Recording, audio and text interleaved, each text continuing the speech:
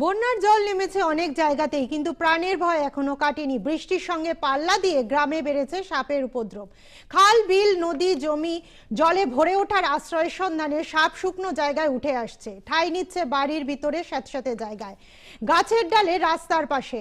কাছাড়ের বড়খলার প্রথম খণ্ডে সাপের আতঙ্ক। গত রাতে বড়খলায় এক ব্যক্তির ঘরের পিছন দিকে একটি বিষাক্ত সাপ দেখতে পান কিছু যুবক।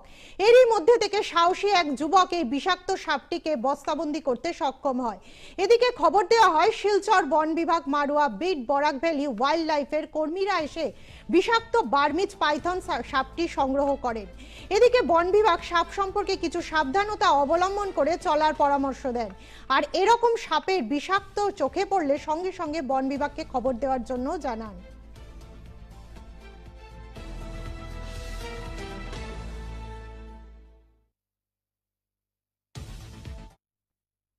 এরিয়া থেকে একটা রেস্কিউ কল আসছিল।